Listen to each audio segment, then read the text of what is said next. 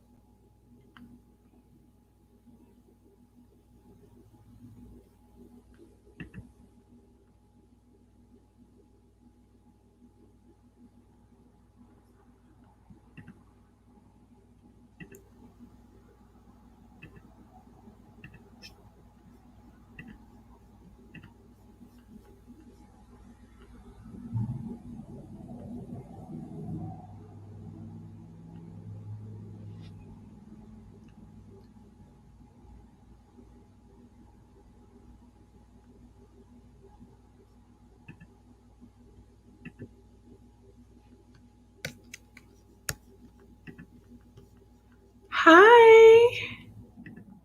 Oh, I see a few people out there. Hi. If you are in the chat, say hello and let me know where you are in the world.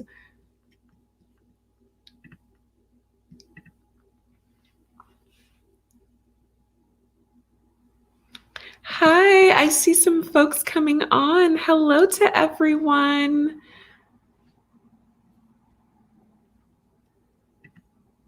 I'm always like so amazed when I go live and there are people online too. It just makes me feel so connected to the rest of the world.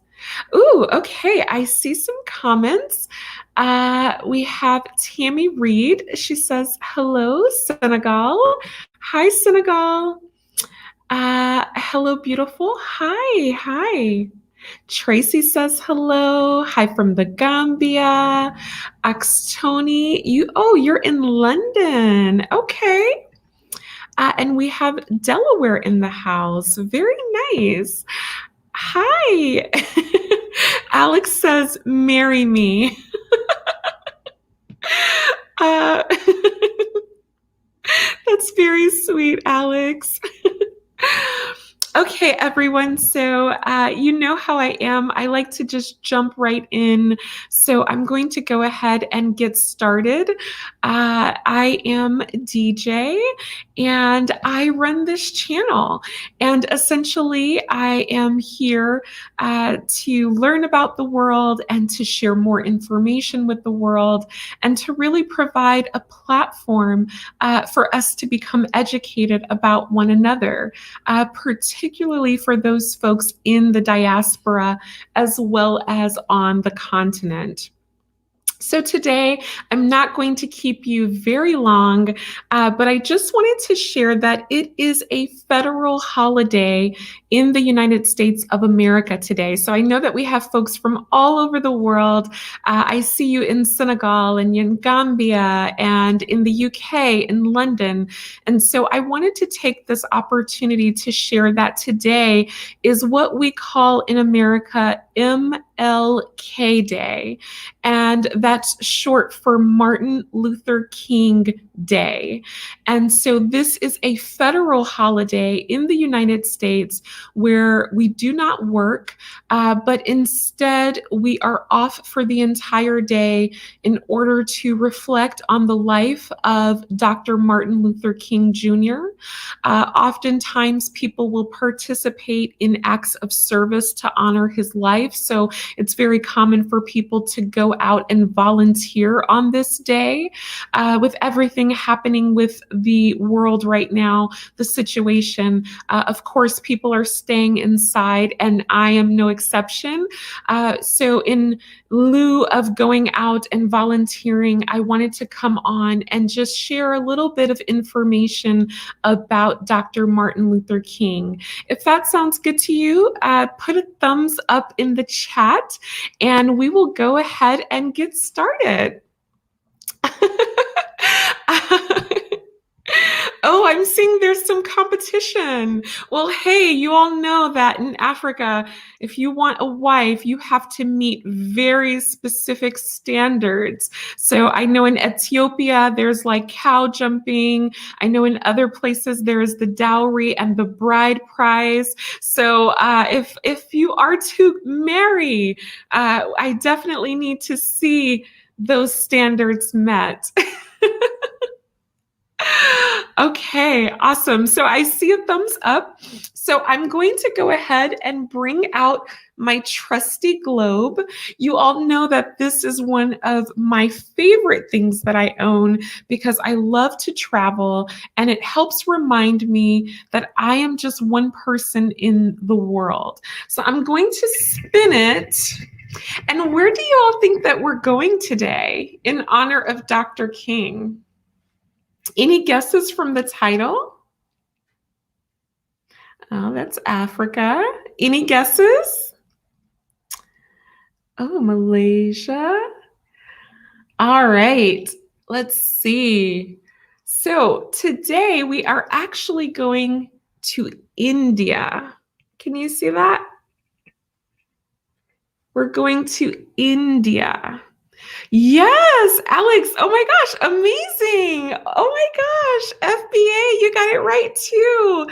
Ah, this is awesome. So, yes, today we are going to take a journey to India because, okay, let's be nice. So, we have some very smart folks in the chat. And they guessed correctly that it is indeed India. And I want to tell you for this Corvus that I don't consider any of that to be thirsty. I think it is very natural for men to be attracted to women and for women to be attracted to men. And something has happened in society over the last decade where all of a sudden, if men are interested in a woman, it's considered thirsty, or if a woman is interested in a man, it's considered thirsty.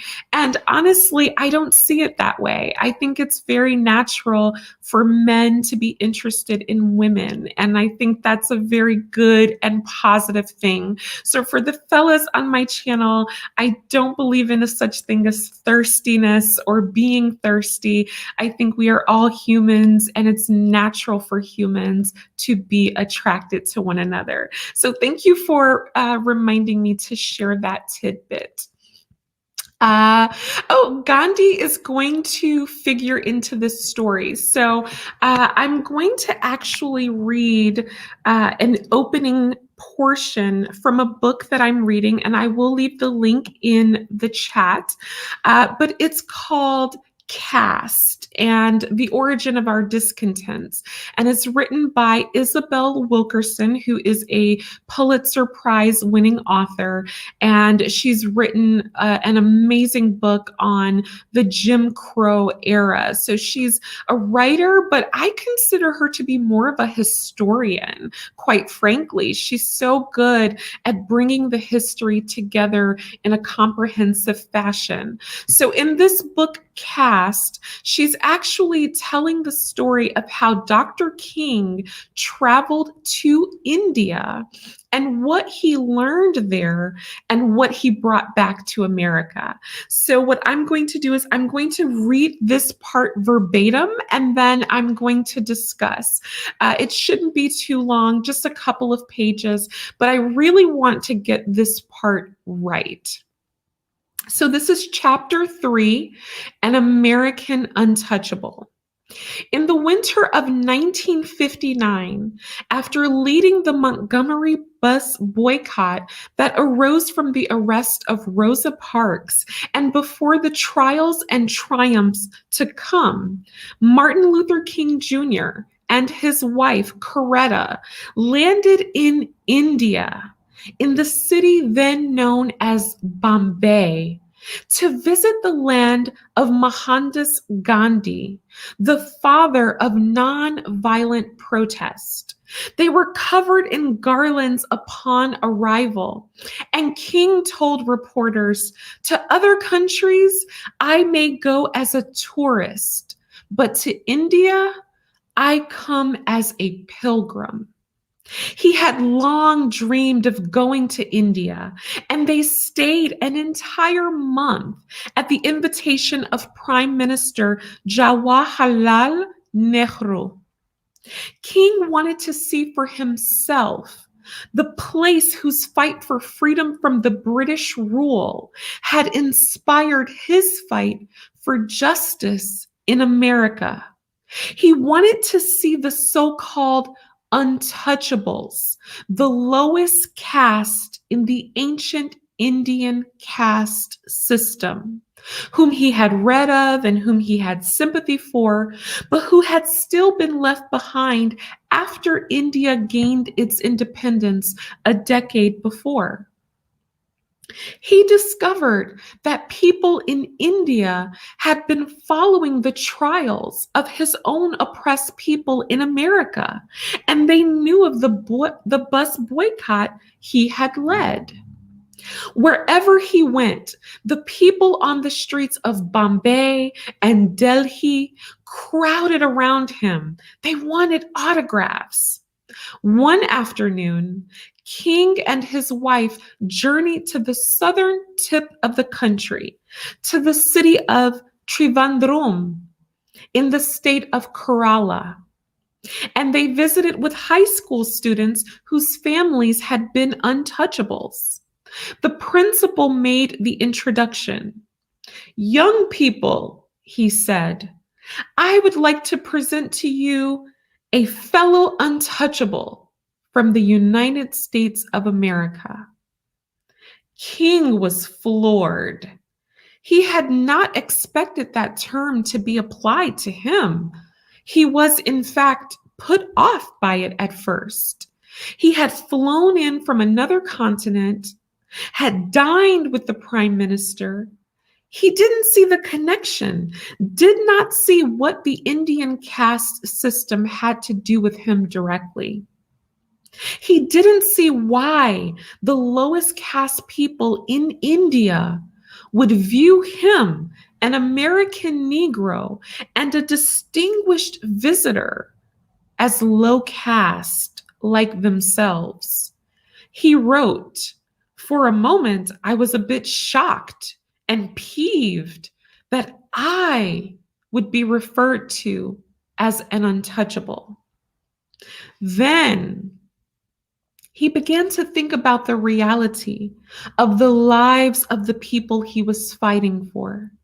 20 million people consigned to the lowest rank in America for centuries, still smothering in an airtight cage of poverty, quarantined in isolated ghettos, exiled in their own country. And Dr. King said to himself, "Yes, I am an untouchable, and every Negro in the United States of America is an untouchable." In that moment, he realized that the land of the free and the home of the brave had imposed a caste system, not unlike the caste system of India, and that he had lived under that system all of his life. Wow. So Dr. King, a distinguished minister, scholar, and leader of the nonviolent movement in the United States of America, went to India to meet with the untouchables, or as they are called now, the Dalit. These are the people that are assigned to the lowest caste in India, and they are given what are considered the dirtiest jobs. In fact, they cannot even marry into other castes in India. They cannot live with other castes in India because they are considered dirty. So, Dr. King, having been inspired by Mohandas Gandhi, wanted to go to India to see what inspired Gandhi to do nonviolent protest.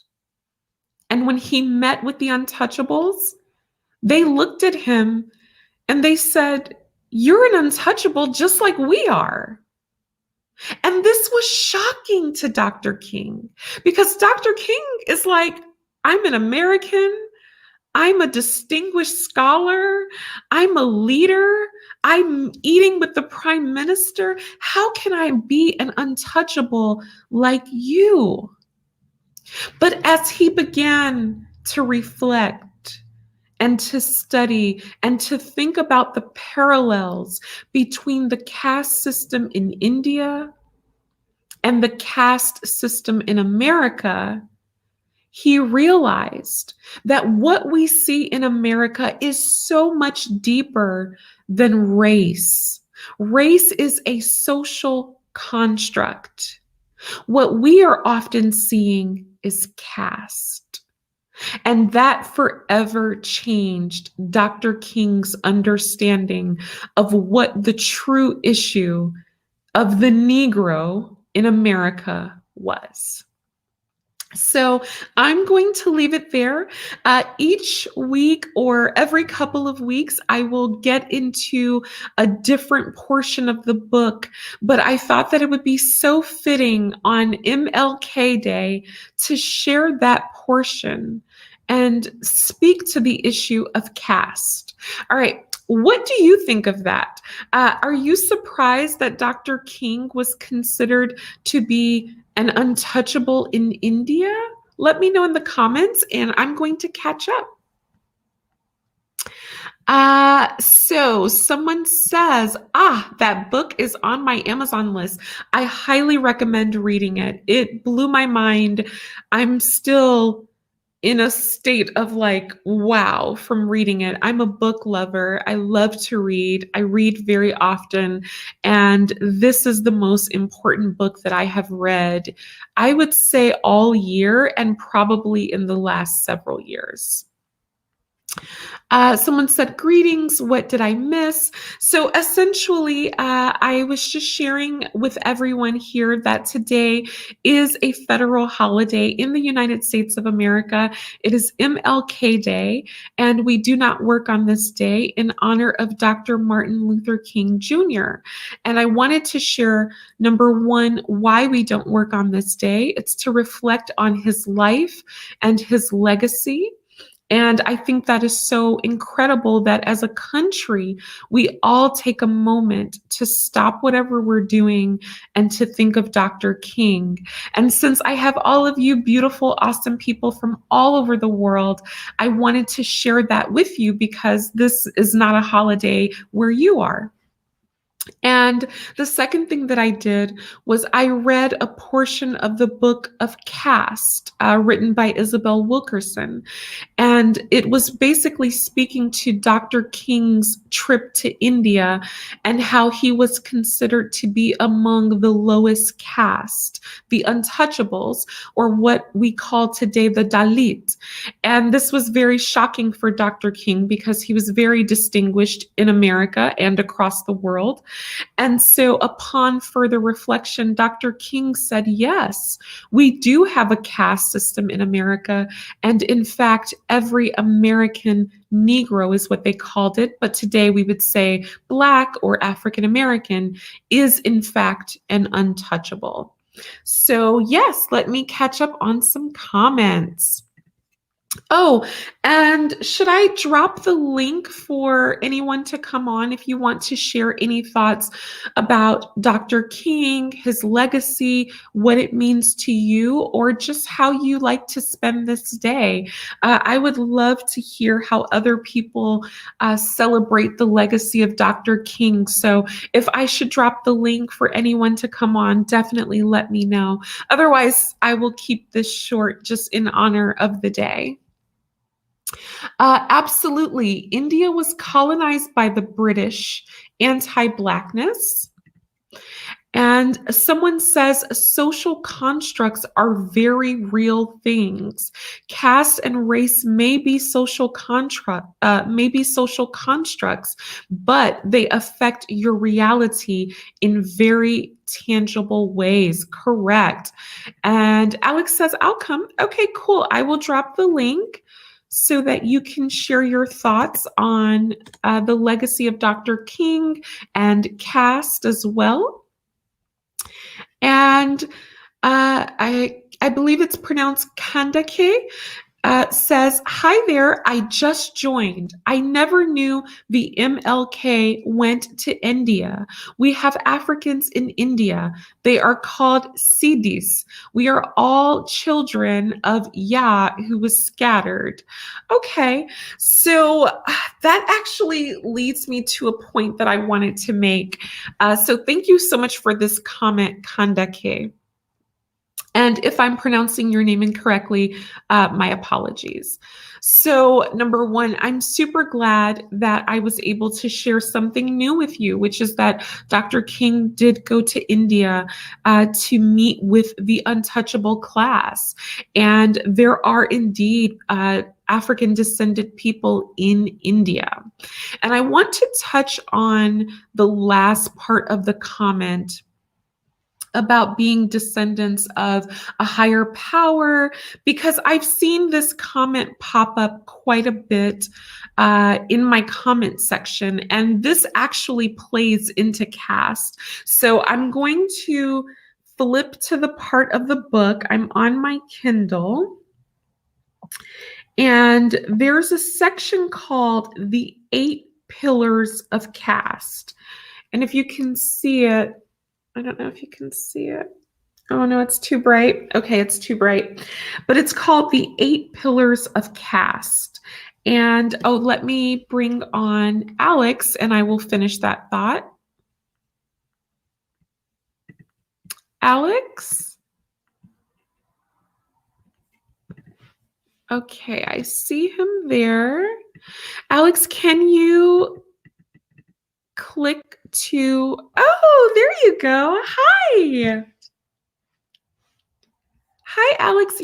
I can't hear you yet. Are you muted?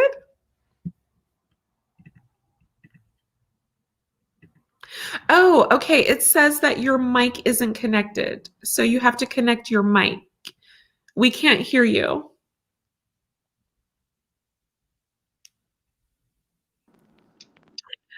I'm getting some sound now. Can you say hello? Hello? Hi, I hear you now. Hi, Alex. How are you? Hey, how's it going? It's I don't know going. if you noticed me, but I'm the one who asked you to marry me on the chat. Aw, thank you, Alex. That is so sweet of you. Well, do you mind introducing yourself to the chat? Everyone, this is Alex, and just telling us a little bit about yourself and just share your thoughts on MLK Day or anything that I've shared, and then we can go from there.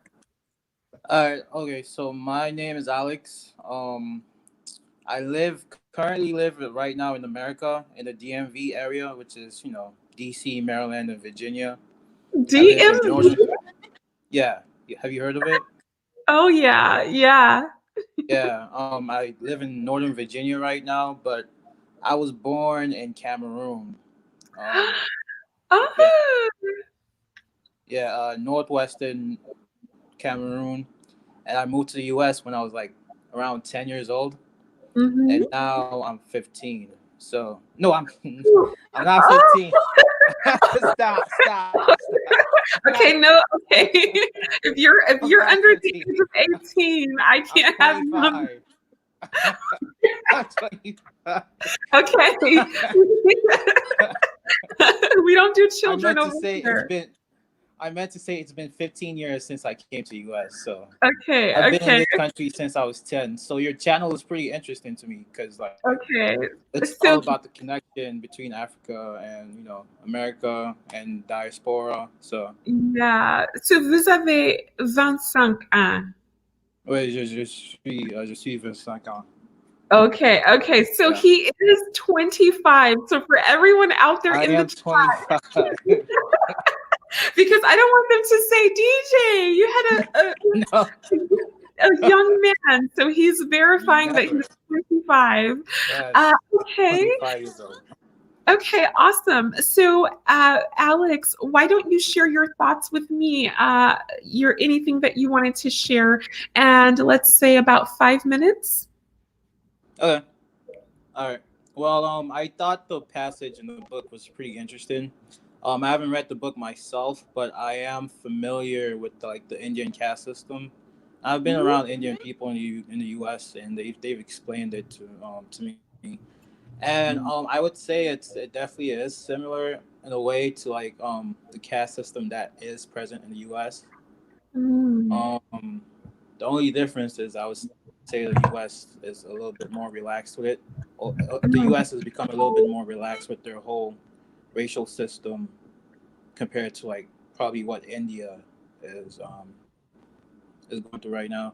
But I would still mm, say there's still some kind of semblance of a caste system in the U.S. mm. And how do you see this caste system in the US manifesting? Like, if you just had to think of one or two examples that you see on a day-to-day basis, what does that Uh, look like to you? the criminal system is definitely one of the best examples I could use. If you would just check the prison system and see the statistics for who's behind bars and who's being policed the hardest and who's given a lot more time in the prison system. That's almost an everyday example because you're gonna have to deal with the criminal system one way or the other, as an adult or even like as a juvenile. And if you're not in the right cast, that might be a bad it might be a bad situation for you. Wow, incredible. So you actually agree then with the book and the premise that, in fact, we are dealing with a very sophisticated caste system. Yeah, definitely.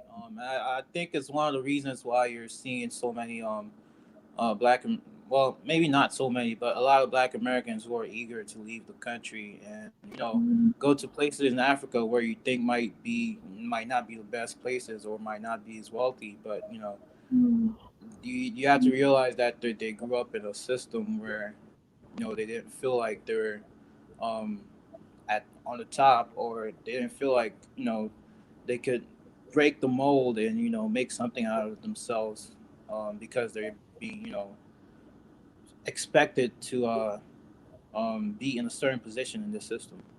mm. That's so very true. And the way that people are policed is, in fact, a function of caste. So you're 100% correct because it tells you who is valued in the caste system and who is not, right? And so if we look at you are in the DMV area, and if we look at what just happened with the Capitol riots, right? We saw a group that was able to penetrate what should be the most secure area in the United States. We're talking about literally the Capitol building, the seat of what we call our democracy. And they were able to just walk through the doors. What did Yeah. that say to you as someone coming from Cameroon? Well, having lived here for so long, like I don't really have the same mindset as somebody who would be coming straight from Cameroon. Somebody who's coming straight from Cameroon is probably not um, exposed to the system in the U.S. Mm, So me having lived here for so long, and being around the people who are pro black, having been, taught around people in the U.S. who were pro-black, who exposed me and taught me a lot of things, what happened in D.C. was not really surprising to me. When Mm, stuff like that, because I live in D.C. and so stuff like that, happens. When marches happen, a lot of people usually pick D.C. as the place to do it, you know, mhm, because it sends more of a message. So I've seen marches come and go, and seeing the craziness that happened. I think it was a week ago. It didn't really phase me, and I wasn't surprised. I was kind of surprised they took it that far, but I wasn't surprised at what happened, and I wasn't surprised at the reaction of the law enforcement that was there, present present at the moment. really? So you actually weren't surprised that they weren't handled with more force or aggression? Definitely not. No, I was not surprised at all. Wow. Yep. Okay. And I'm curious, so you being someone who is here in America, what does MLK Day mean to you? And how do you observe it or how do you interpret it? Hmm. What was MLK mean to me?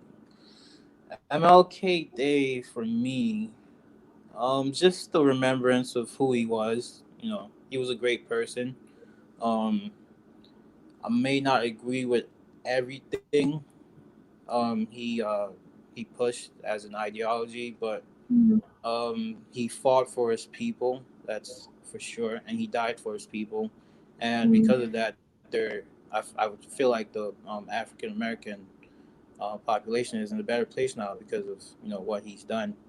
And as far as observing it, I'm I don't observe most holidays, to be honest. mm. So today I'm just gonna be relaxing with some friends. Wow. And so I would love to just hear a little bit more, and you don't have to go too deep if you don't want to, but I'm just curious, what is it that you disagree with Dr. King? And this is just for the sake of just intellectual discussion. None of this takes away from the legacy of Dr. King or his work, but I'm definitely curious to hear your perspective. Well, I'm more of a ideology wise. I'm more of a follower of Malcolm X's ideology as far Mm, as the push for integrate. Yeah, as far as the push for integration went, I didn't really agree with how persistent MLK was with the whole integration stuff. It just mm, reminds me of nowadays the whole people of color term, where mm, like they're trying to mix pretty much black people's issues with every other minority issue, and use that as a basis to fix the black community. I feel like back then there was really no need for MLK to push for integration as much as he did. I feel like, mm, not to say that segregation is a good thing, or that um, I want segregation to happen, but mm. I feel like if another group of people, if they don't want you to be around them, I don't see why you would want to be around them, as far as I'm Mm, concerned. And I feel like, if even if you were separate from them, all that matters is that you have what you need, you know?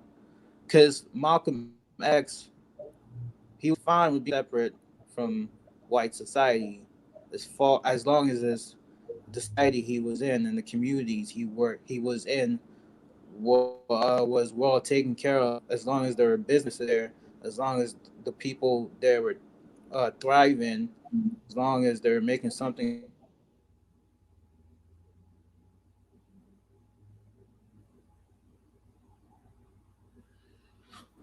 Alex? Hello? Oh, okay. You froze for me for a second. Yeah, yeah. I felt like MLK was more focused on just develop a community, your own community, like Malcolm X was, without having to worry too much about the internet side of things. Because Mm, even nowadays, like if like communities are still segregated by races. Like most of the mhm, major black communities, you're only gonna see people, and then you go outside of that, you're gonna go into white neighborhoods, and it's mostly just white people. So I don't mm, really understand how much integration has fixed. I feel like it's mostly benefited white people as far as yeah, wow. I feel so. Yeah. Wow. Because Can you explore that a little bit further? How has it benefited, I will say, the dominant caste more than people in the lower caste? I feel like it's benefited white people more because they've been able, they're pretty much able to go into the into our communities, sell whatever they want to sell, take the profits out of the community, and go Mhm. invest it back into their community. Um, Mm, that's almost a side effect of integration because back then, if you were relying on something, on like a product being sold to you or being made for you, it was almost usually from somebody that was in your community selling it to you or making it for you. And basically, I would say a lot of black businesses lost out by having to compete with white businesses that came into the community with more capital than them, and those white businesses are making profits, but they're not reinvesting it back into your community. So you're not keeping the money that's being made in your community. mm. I hope that made sense. Yeah. I mean that is very powerful, Alex. And what I'm going to do is I'm going to go off camera for a second. So do you mind taking over and talking to the people a little bit more about your thoughts until I come back? Uh, sure, why not? I'll try. I'll try my Okay. best. Okay. Awesome. Okay. I'll be right back.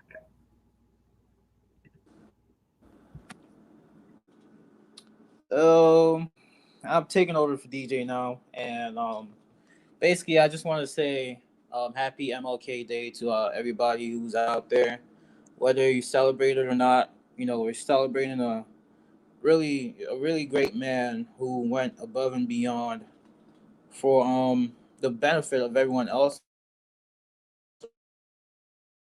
around him. His life for it, and he went ahead and did it anyways. So happy MLK Day to a great man, and you know, hope everyone's enjoying it. And yeah, I honestly don't know what else to say because I can't see the chat. I don't know what people are saying in the chat room. Is DJ from the continent or the Caribbean? I believe DJ is from the Caribbean. There is a caste system in America. It is called white privilege. Yes, it is. No matter how low on the totem pole you may be, as long as your skin is white, you have the advantage. That's that's true. What else is everybody saying? Hi, I'm back, Alex. Can you see me? Hello? Hi. Yeah, I can hear you. You did amazing. It sounds like you Hey, were. Oh, oh, I think we lost Alex. Okay, we'll wait for him to come back. It says his device is not connected. But Alex, thank you so much for coming on and sharing your thoughts. That was super powerful for me to just hear the perspective of someone who is coming from the continent, is naturalized in America, and watching from the outside is able to see that there is in fact a caste system. Oh, Alex, you're back. Hi.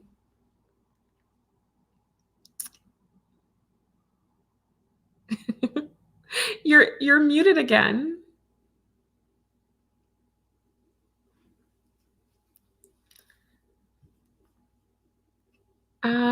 I don't hear you.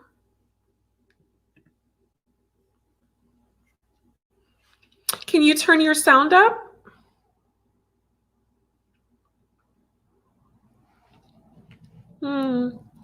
Okay, I think Alex will probably join us again when his sound is back. However, there is a point that I wanted to make. So thank you so much, Alex, for sharing your thoughts on the caste system. Okay, Alex, I'll add you again shortly. Let me just make this point. So I wanted to share some thoughts on when people use religious texts in order to justify the condition of Black people in America and around the world. Now, I know you all have seen folks in the comment sections, and you've seen groups. You've seen the Hebrew Israelites, you've seen the Moors, you've seen various different groups that are based on the Bible, and they tell you that they can explain the reason why Black people have the status that they have based on a religious text, i.e., the Bible, the Quran, the Moorish temple, any of those sort of religious literary texts. And I want to say that that is dangerous. Everyone, every human being has the right to believe whatever they want in regards to their religion. Every single religion is respected on this channel.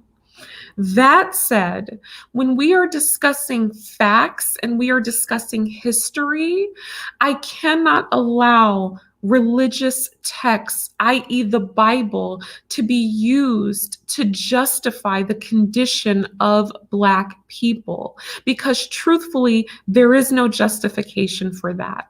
There are systems and there are processes that have resulted in the conditioning of Black people, but we cannot justify that by saying the Bible said XYZ. So I just want everyone to be really mindful when you hear people using religion or religious books in order to say, see, Black people, this is why you went into slavery, because the Bible said it was okay. No, it was not okay. It was never okay. And no religious text can justify that. Okay, let me get Alex added. Okay, Alex? All right. I do not hear you. Do you hear me, Alex?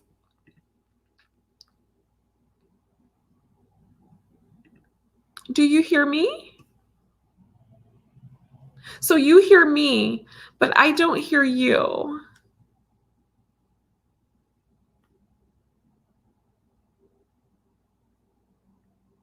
Okay, folks in the chat, if you can hear me, can you type 1, please?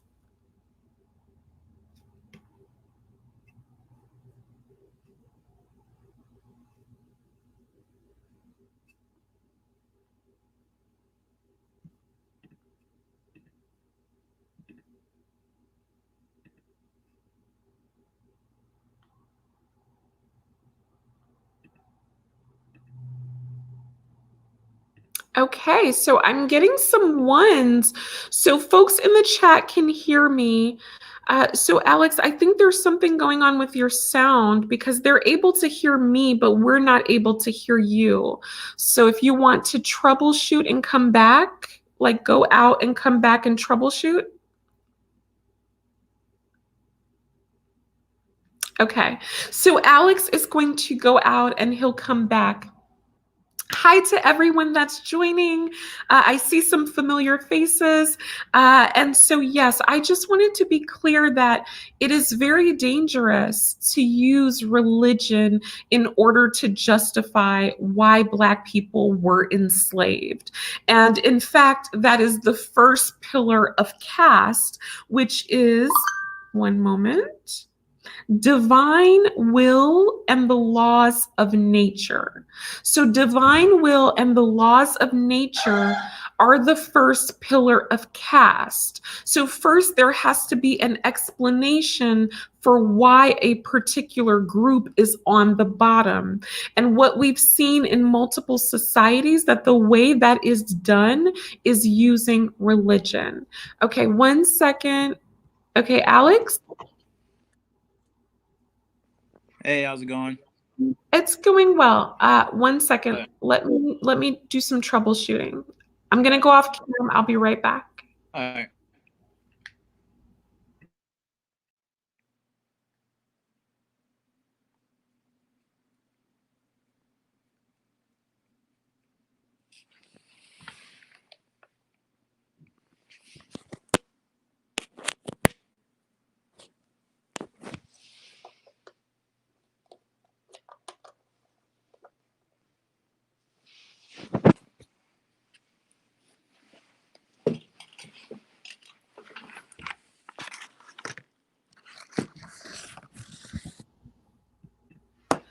All right. Okay. So people are ringing the bell.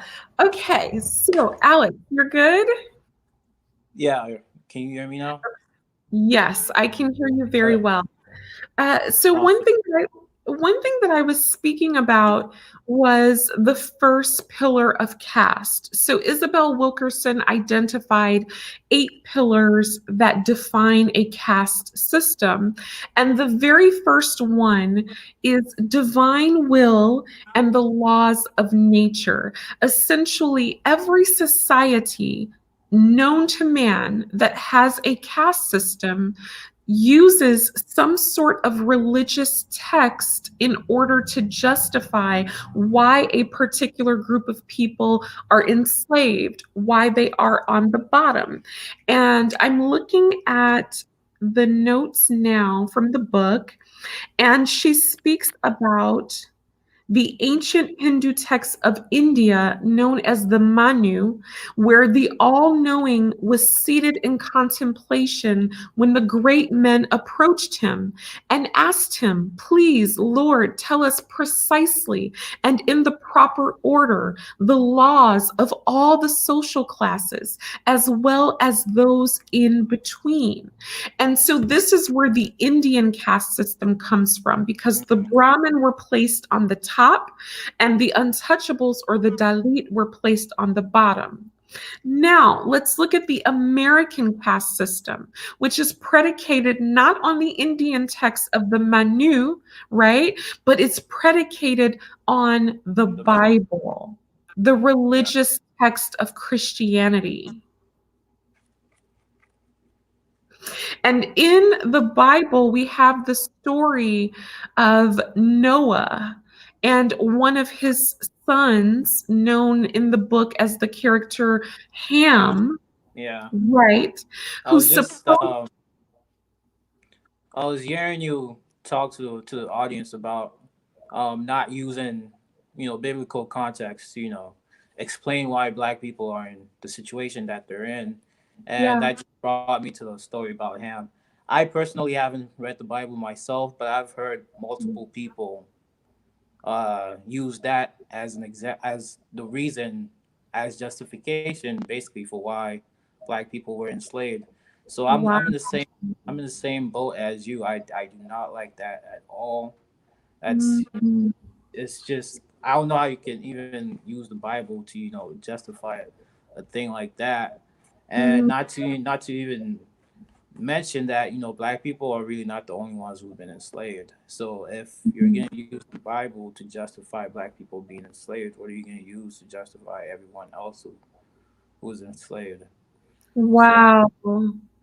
That is an incredible point. And so, to the folks out there in the chat, even Alex is saying that he has heard people use this story to justify the enslavement of Black people. And what is most concerning to me is that I hear Black people use it a lot. And so when you hear various groups, now the main group that I've heard as of late are those that are connected to like the Hebrew Israelites. Maybe they are just more vocal, but I want to be clear. There is absolutely no justification for the enslavement of any group of people, and definitely not Black people. And so if someone is telling you that they can tell you why you are enslaved and that God wanted you to be enslaved, I think you should really question that. I'm not going to tell you what to believe. I'm not going to tell you what to do, but it is very dangerous to use religious texts in order to justify that. And that is a very defining feature of a caste system. The same way they use the Manu in India in order to say, hey, these people need to be on the bottom because the Lord said so. That is the exact same way that the Bible is being used in this context. All right. So we've got that out of the way. So I'm going to begin to wrap up. I just wanted to come on and share that. Alex, anything else you wanted to share or chat about before we wrap Um, in I just wanted general? to say you look. I just wanted to say you look beautiful, and um, Aw, you're giving me some feels. Oh. um, I mean, if you ever want to go on a date, I'm here. You know where I live in Virginia. Uh, um, as far as that goes, that's pretty much it. That's pretty much all I have to say until we wrap up. And happy MLK Day to everybody. yeah. Hopefully, he's in a better place, and hopefully there's somebody as powerful as MLK right now who can make changes for the Black community in America. Yes, I so want that, and I so believe that. And first, let me say thank you so much for the compliment. I really appreciate it. And, I'm going to have a human moment with you all because I don't believe in the strong Black woman trope. Black women are multifaceted and we experience a lot of things. And I had a very tough weekend. I won't go into too much, but it was just a very tough weekend. And I was feeling not super great, but I felt that I have a larger purpose being here on this channel. And so this gave me something to do to get my mind off of things. And so you all being here with me, I appreciate it so much. Alex, you being here with me, I appreciate it so much. So thank you. And thank you for the marriage proposal. You'll have to let me know what they do in Cameroon so that I can learn more about that. Let me see. So I'm seeing some interesting I'll have comments. to take you to Cameroon.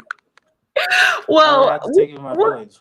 yeah, we need to talk about what's going on in Cameroon. So there's a lot, and I didn't want to get too crazy today.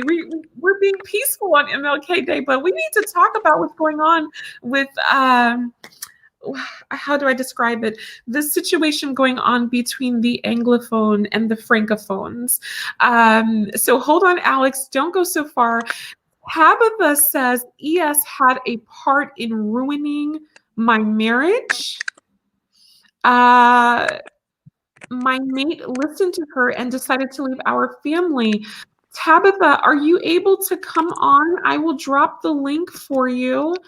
But if you want to come on to discuss, definitely, so that we can hear more about what's happening. So, Tabitha, I'm putting a call out for you. I just dropped the link. So definitely, if you want to come on and share your story, please do. Tabitha Rate says that her mate listened to ES and decided to leave their family. Wow. Well, Tabitha, yeah, definitely. Are you able to connect in like a quiet place? Because I definitely want you to share your story. My goodness. But while we're doing that, while Tabitha is thinking about that, let's chat a little bit about Cameroon, Alex, because There's quite a bit going Yeah, on in Cameroon, and yeah. uh, Cameroon oh, is really crazy now. yes, and the thing is that hmm, I don't want to speak at length about it because it's very sensitive, right? I mean, people have Can lost we their lives. we have a show on the subject? Because I have a lot to say about it. You do? So, oh, okay. So maybe we should schedule something, Yeah. Alex? Let's plan some day or time. Hello. Yeah, let's Yeah, plan some day or time, and we can talk about what's happening in Cameroon. I'm from the part where all like the fighting is happening, so I'm really? really I follow what's happening. Yeah, I'm from my mom's family is from Bat, which is in the western part of Cameroon, northwestern part of Cameroon, north Wow, southwestern, wow. and that's where all the fighting is happening right now. And Yeah, yeah, we've had a lot of people, who've been, in the crossfire of the secessionists and the government. So and we've had a lot of people who've had to run and become refugees, and a lot of what's happening is being supported by some of the Cameroonian people in the diaspora because of the history of Cameroon and what they had to go through in the country. And so after mm, they left the country, they've, let's say, invested or put money into succeeding from the country. yeah. And we Cameroon have, has been ripped apart,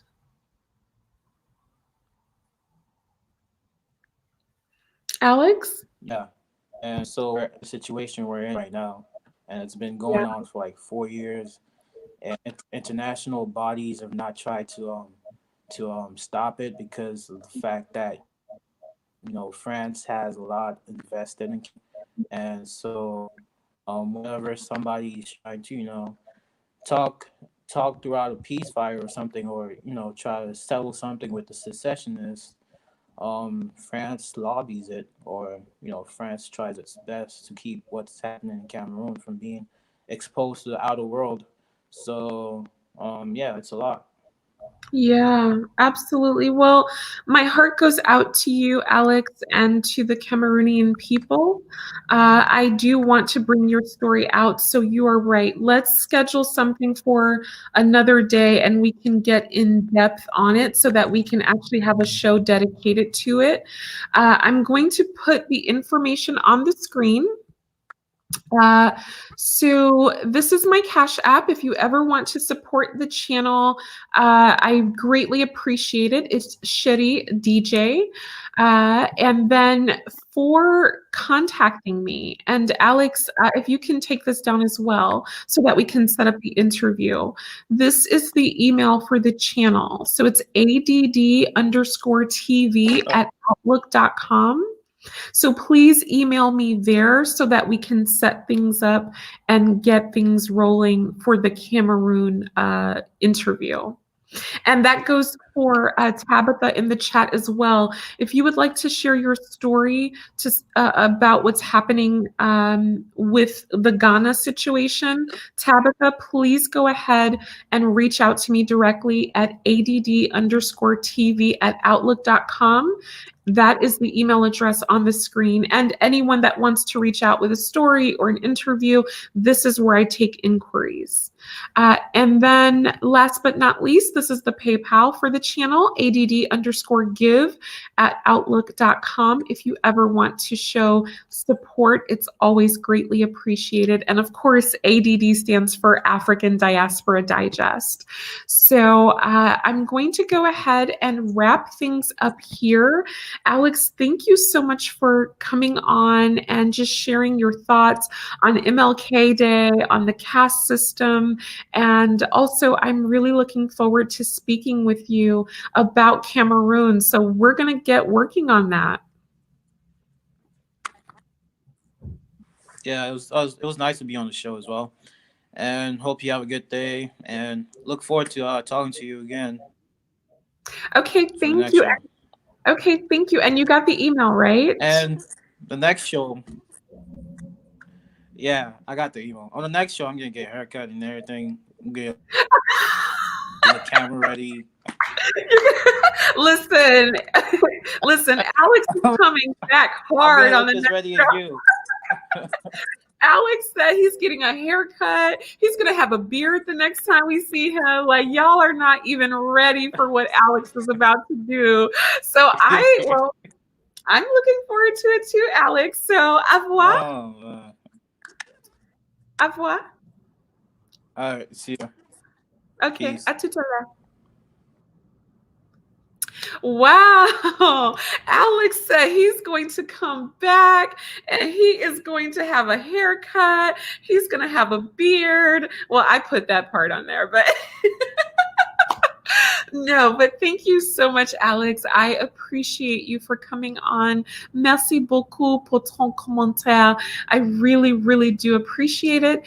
And let's see. So, Tabitha, yes, definitely contact me via that email to share your story and we can set something up. I'm going to put the banner on the screen once more. It is addtv@outlook.com. All right. So that is the show. I see Chinoso. Chinoso, hi. How are you, Chinoso? Do you want to come on video and say hi to me? Because I believe you emailed me, possibly. But if you'd like to say hi in person right now, let me know. So before I go, say goodbye to me. This isn't going to be a long one. We're just at an hour. And thank you so much all for joining me today. I appreciate all of you wherever you are in the world. In honor of MLK Day, I just really encourage you to take a moment to reflect on his legacy. We don't have to agree with everything that he did or everything that he thought, but there is no doubt about it. He changed this world for every human being. Every African that is able to step foot into the United States of America is able to do so because of the sacrifices of Dr. King and all of those who fought for civil rights. Let us never forget that. Every Latino, every immigrant that comes into this country benefits from the sacrifices that Dr. King and others made in the fight for civil rights.